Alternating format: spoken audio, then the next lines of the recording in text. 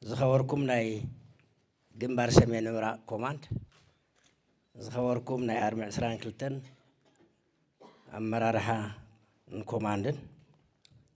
زخوركم نسومنات كاون لعلم أب سلطنا صنيحكم سلطناكم بعود من قدي نزتناكم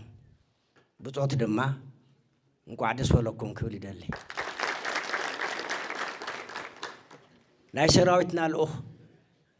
هالوات اندهننتن هبة تقراي وحس مقباري بمخانون نوزي أب قمس أتوه أب تحت شجر كوينا كاول أخنان علامانان ناق انتبلنا نقال الصنيحنا هنا سراويتنا بزقاتمو بوشتاون دقاون صدتاون كالوت شجراتن كاو علامو فتخي بلن إذا سراويت زي بخودو سلازي يحسب نعلامات دو سلازبله كمتم كحدامات نخودو علامة هستقراي أو وقع داقا أوردن كمزي ناتقال سنة هلوه وعل بريتر زفتر لنا عنيني زخفلنا يواقع قال لي ليكونا صلاتي مختنا خداخمو عدل هوامي ناي مخت حلتاتنا كبتاتونو كنا غورو زخل سراح بعوي صريح ميا حيلنا نمكففال عبرتي عم صريح ميا بذي مسألة زيون تعصب في أفريوم أوشتنا شجرن حنجر كرن مدن قارن كفترو كيلوميا تعصبتي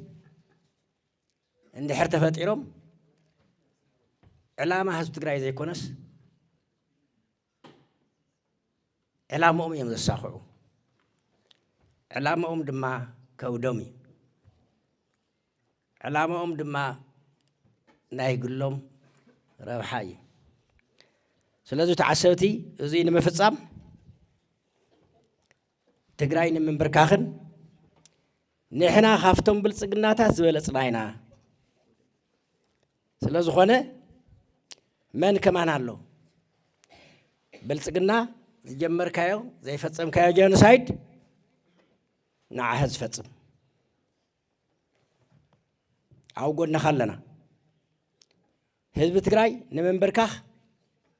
عندهم سراويت كيناون ناي بوليتيكا ناي بروباغاندا سرحتون قدم جنبار كيناون كن حجزك كاين هايلهم نتو تقالشنا له زولو وحزبي يتشفشف كولو خيلهم يا قدم كولو نداد عصو من قد عصو باجت سرحتنياتات منغستي مجزا قرشهم كلكلو إلمون عبي ممخر زكايديو سلازي اتنا كايدو زلنا قالسي ابتحت خمدي زبلن كمدي زول اكلات زلووني هذه ابتقراي بستفتره خنتات بزر رأي زلو قلت فات لوطات ناي منغستي مملاس سرحتي ناي هزون ركباتن سرحتي متنخارن ناي سراوتنا عقمو خاب جزيه ناب جزيه متنخارن كل ما داو مدلوات معباين ازياتهم ناتغور خيدم يوم تقراي طورنت هذه دحرزياتهم مكياد انتاي كا اجندهم قيرم نعبلو نعقد قطو حيل يولن تبتين نيرو زول وزنور خا تقراي طورنت بقرباخ جمر يايلهم نال جزيرة ممحسان جميرهم الله أبا سنجو دما ليهم جزيه خجزو لاعلن تحت مبعل جميرة ملو أزي نحنا ونردو نفلطاني نايسراو استراح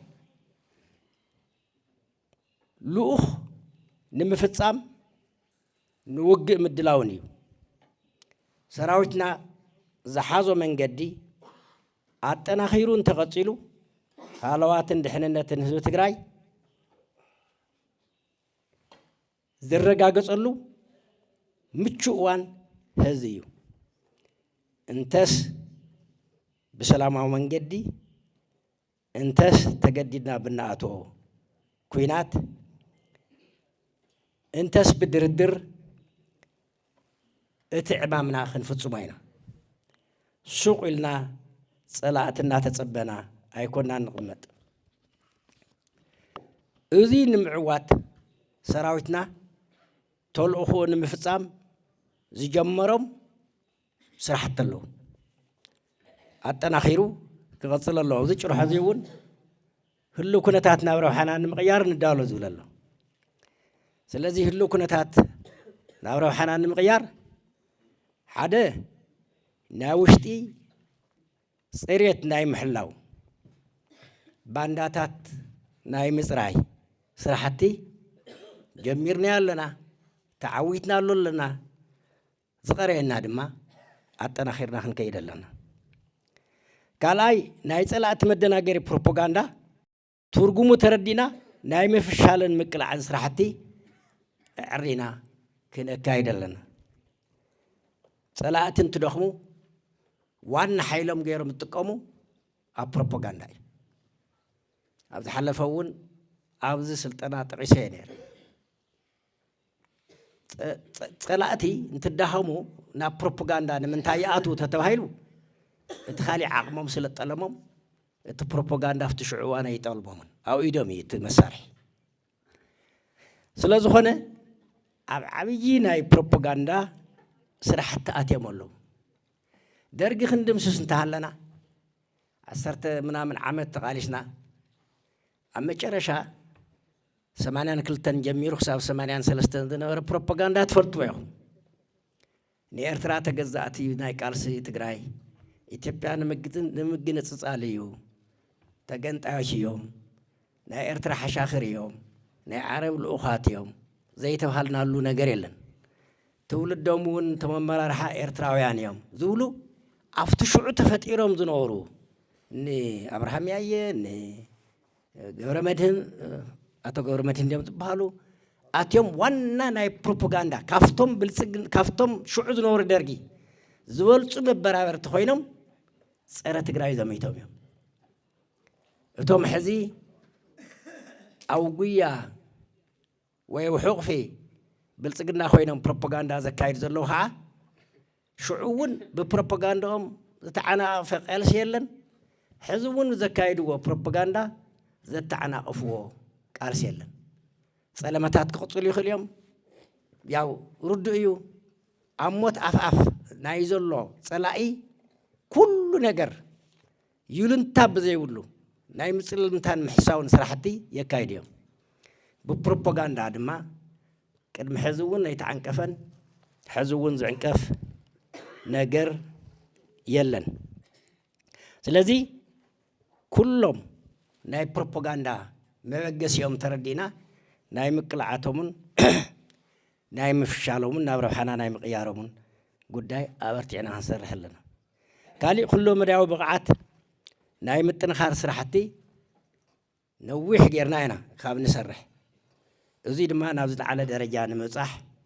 ሕዚ እውን ኣብኡ ዝሰልጠነ ኣካል ነቲ ዘይሰልጠነ እውን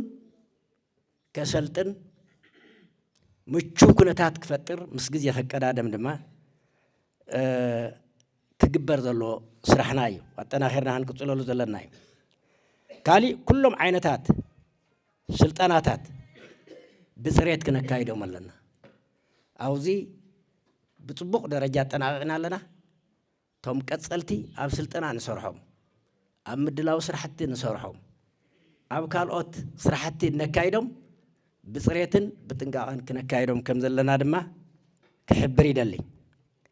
ካሊእ ሕዚ ሓይልና